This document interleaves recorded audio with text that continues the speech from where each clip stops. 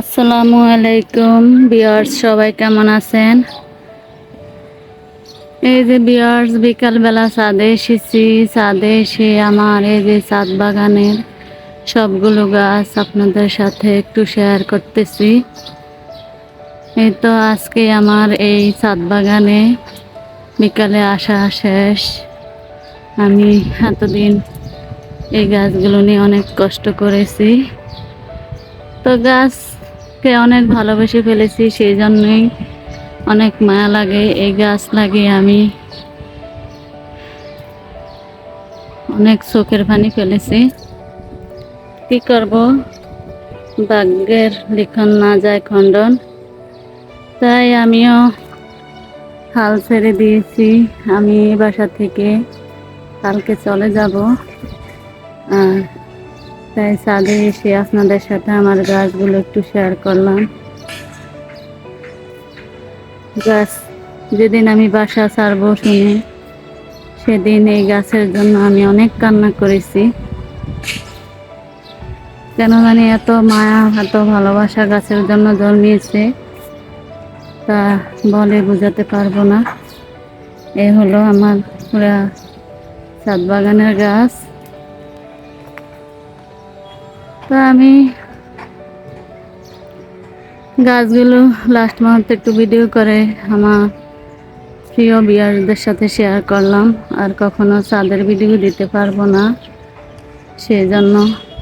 আর এই যে টবের গাছগুলো, এগুলো আমি নিব, যতটুকু বারান্দায় রাখতে পারি।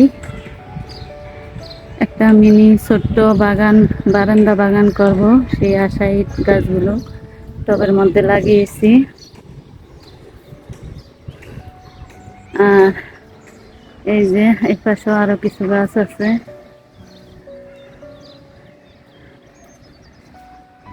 গাছকে কে না ভালোবাসে বলেন? গাছের প্রতি যে একটা মায়া, যে ভালোবাসা, হয়তো কারো বেশি কারো কম।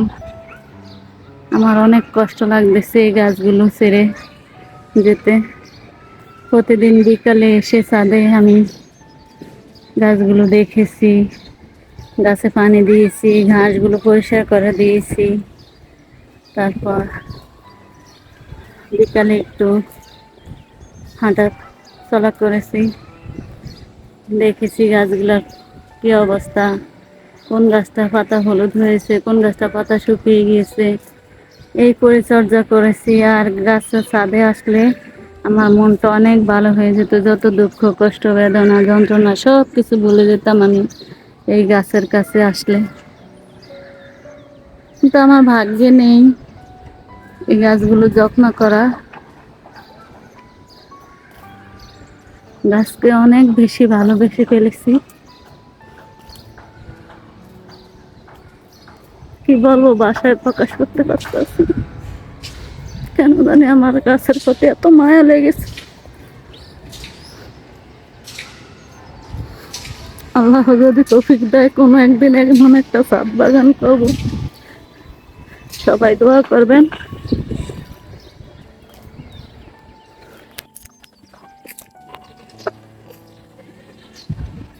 তো ভিউয়ার্স, এই যে আমি আজকে এই ছাদ বাগান থেকে বিদায় নিচ্ছি। পরবর্তী ব্লগটি আমি নতুন বাসায় গিয়ে দেখাবো। তো সবাই ভালো থাকবেন, সুস্থ থাকবেন, সবাই সবার জন্য দোয়া করবেন। আজকের জন্য বিদায় নিচ্ছি। আল্লাহ হাফেজ।